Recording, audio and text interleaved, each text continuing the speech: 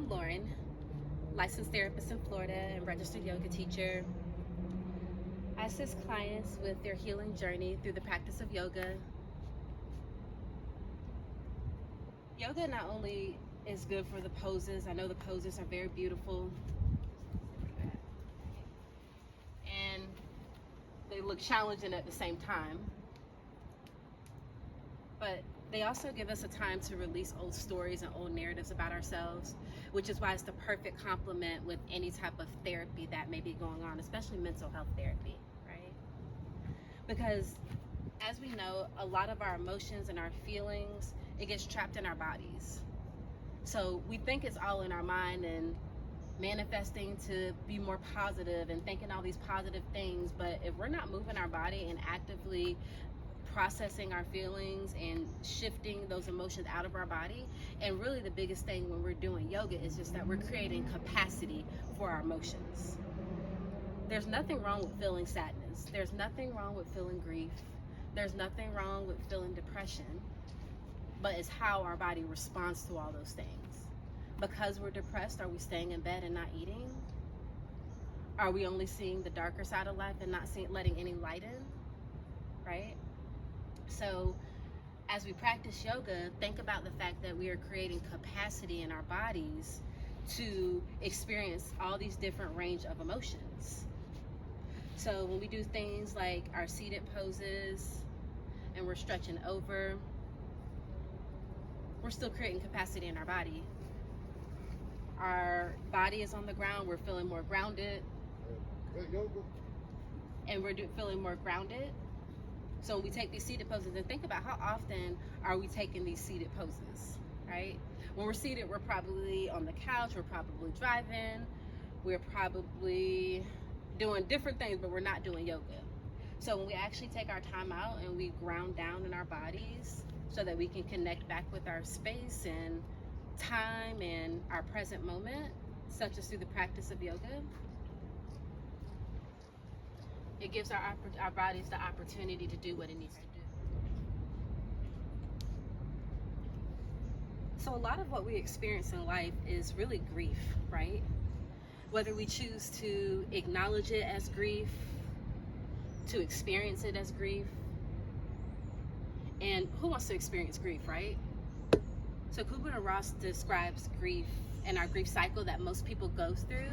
We go through stages of denial and bargaining, anger, depression, and moving finally into that stage, that fifth stage of acceptance. And it's not a linear model. We can literally go from accepting some parts of our story and what happened to us to going back into a depression as we process even more. But how we maintain balance through all these stages of grief is we move our body, right? We get curious about what is going on with our body, what's going on with our internal stuff, because nothing is outside of us. I like to describe yoga therapy as understanding your story and releasing it at the same time, right? So during my talk therapy sessions, I typically talk clients through what they're experiencing and their symptoms, their challenges, their grief. But then I don't just leave it there. I move on to the next step, and that's through practices like yoga, right? This is where we release our story. Now, releasing our story can be different for everybody. You might write a book to release your story. You might become an influencer of some type, or some guru or some teacher to release your story, right? But whatever it is, we have to understand it and release it at the same time. And as we do that, we create more and more capacity in our lives to deal with the hard stuff. See, when I have clients coming to me and they tell me that, I've been depressed for about 2 years now, or I'm constantly angry and just different things like that, my first thought is always, what are you grieving? What's really going on? Because if you are stuck in those grieving cycles for a period of time, that indicates that there's some type of grief going on. And it could be that relationship that ended 2 years ago, and we're just now getting the capacity to deal with the grief that came along with that relationship. So maybe the first 2 years of that relationship ending, it can be like a parental relationship. It can be a significant other. It could be a marriage that desolate, right? We might have just been in denial. And that was our way of going into self-preservation. But now we're saying we don't want to be in that phase. So then 2 years later, here we are, we're moving through depression about this relationship that ended. And we're like, the relationship's over. I don't even want it back. And it's not that you want that relationship back.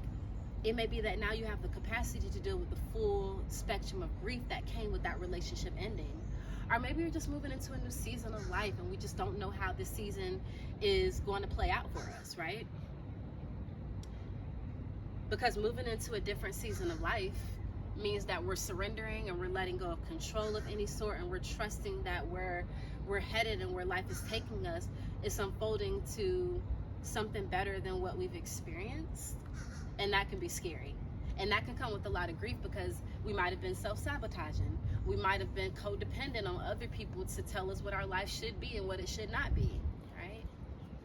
But either way, it comes back to us creating capacity to deal with all these different things.